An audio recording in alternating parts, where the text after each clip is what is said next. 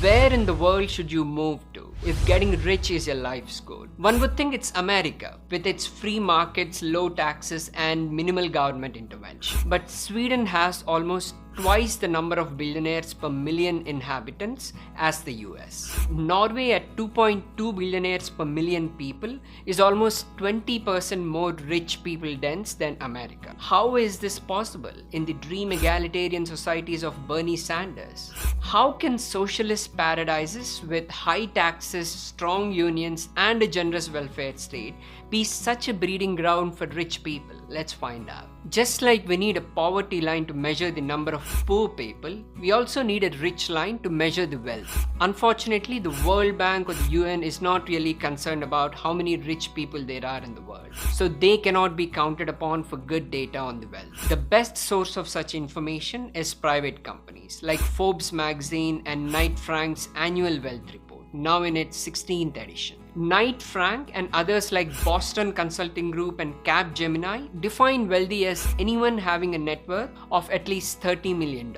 If you have less than that, you're just an ordinary vanilla run-of-the-mill millionaire. It doesn't count, I guess. But with 30 million or more, you are what they call an ultra-high net worth individual in Finance Link. In case you're wondering, there are just over 600,000 ultra-high net worth individuals in the world. North America has the most number of them, at 230,000. Asia, not Europe, has the second highest at about 170,000 of them. The top 5 countries with the most number of rich people in reverse order are Japan with more than 17,000, France at about 19,000, Germany at over 23,000, China at about 62,000, and the United States at the top with more than 240,000 rich people. Probably no surprises there. India has over 6,000 and is projected to grow its population of rich people the fastest in the next 5 years.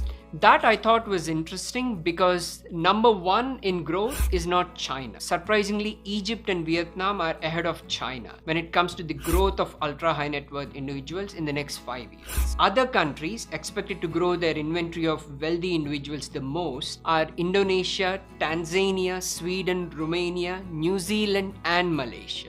I surely didn't expect to see some of these countries on the growth list. When talking about upward economic mobility, which is the ability to move up and down the income ladder during one's own lifetime and across generations, there is an interesting distinction to be made between absolute mobility and relative mobility. Absolute mobility looks at upward and downward changes in income over time. Almost all countries in the world have been experiencing absolute mobility over the past few decades because of strong economic growth, especially developing countries like India, China, Indonesia, etc. Even in America, where the GDP growth is lesser, the vast majority of Americans, 84% to be precise, according to Pew Economic Mobility Project, have higher incomes roughly in their 40s than their parents on an inflation-adjusted basis. Relative mobility, on the other hand, is concerned with a person's rank within the income distribution as a whole. So it is about how likely children are to move from their parents' place in the social hierarchy.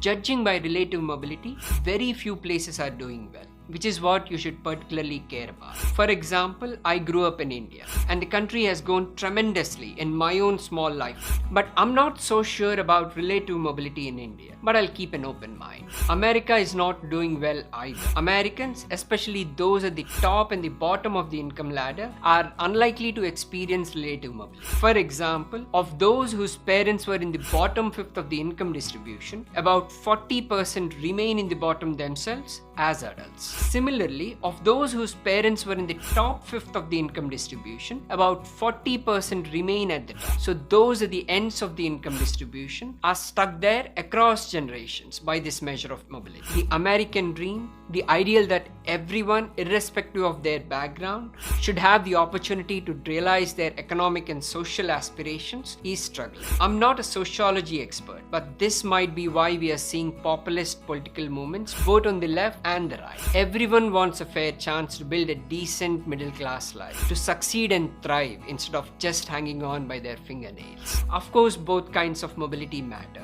and each may reinforce the other. For example, it may be easier to have more relative mobility when absolute mobility is rising. Being overtaken is less painful when you are still moving pretty fast yourself. But in terms of equality of opportunity, relative mobility is the key. Even if everyone was much richer than their parents, few would be content if they were stuck on precisely the same point on the economic ladder. We want growth and prosperity, but we also want fluidity and fairness. Unfortunately, America, the avowed land of opportunity, now appears a more challenging place in which to make it than Canada or Western Europe. Back to the wealth report, some of these countries have a vast population. India and China, with a combined population of 2.8 billion, will of course have a lot of rich people. We need to figure out the number of rich people per million inhabitants. We also need to leave out pure tax havens like Cyprus, Switzerland, Hong Kong, Singapore, and Monaco, where we have an artificially big share of rich people, as wealthy people from all over the world flock to these jurisdictions to avoid paying taxes. When we do that, it turns out Sweden at 506 rich people or ultra high net worth individuals per 1 million inhabitants is almost as high as the US. The other Nordic countries are not far behind. Suppose we raise the richness line way up from $30 million to $1 billion and look at the number of billionaires per million inhabitants. The story gets even more puzzling. Forbes is the best source of this information. According to this magazine, there are almost 3 billionaires for every million people in Sweden, 2.7 in Iceland, 2.2 in Norway, and only 1.85 billionaires per million inhabitants in America.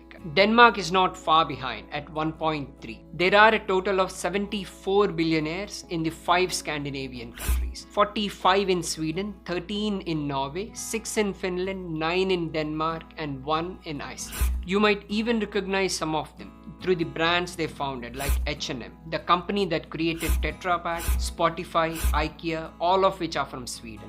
Lego, Carlsberg, and one of the world's largest pharmaceutical companies, Novo Nordisk, have come from Denmark. Even if it hasn't made them billionaires yet, there are lots of other success stories.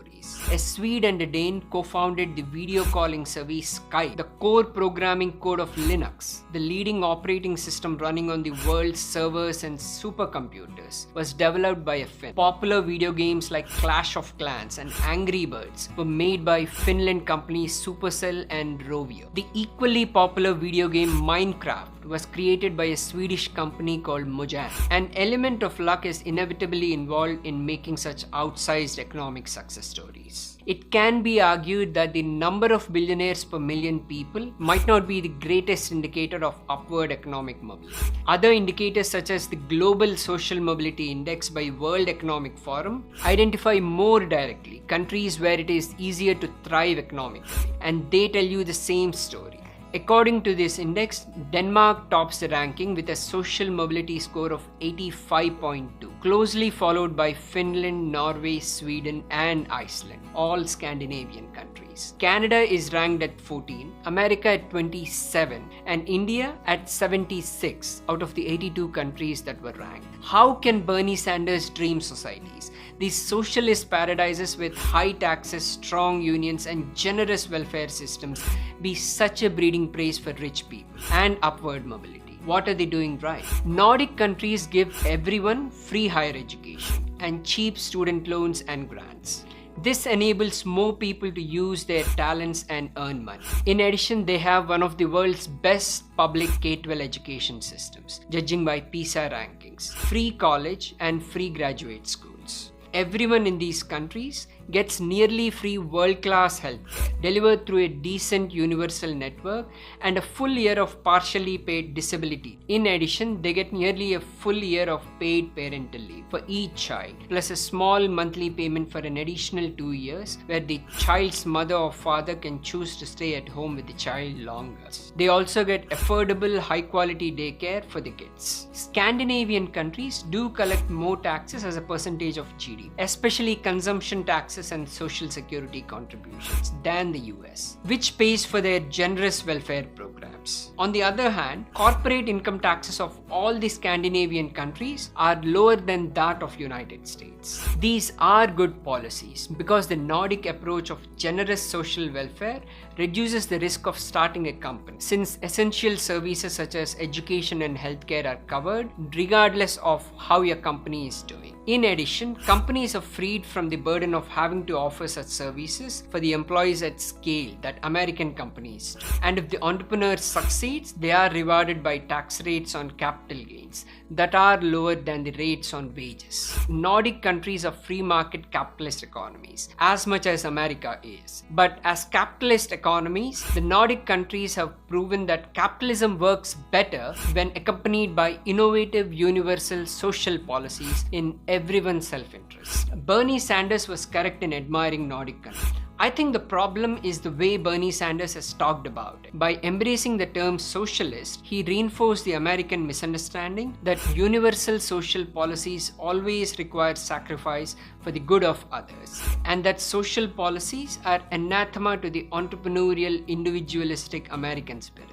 Right message, wrong packaging. In an age when more and more people are working as entrepreneurs or on short-term projects, and when global competition is requiring all citizens to be better prepared to handle economic turbulence, every nation needs to ensure that its people have the education, healthcare, and other support structures they need to take risks, start businesses, and build a better future for themselves and for their country. America is one of the greatest countries in many ways. It's the largest economy in the world with enviable universities and an exceptional track record of innovation. However, if you want to start a business in 2022, Nordic countries or even Canada are worth taking a closer look at. If you enjoyed this video, I recommend that you watch this video about how inflation got so bad. I'm Sharat Mantrawadi. Thanks for watching.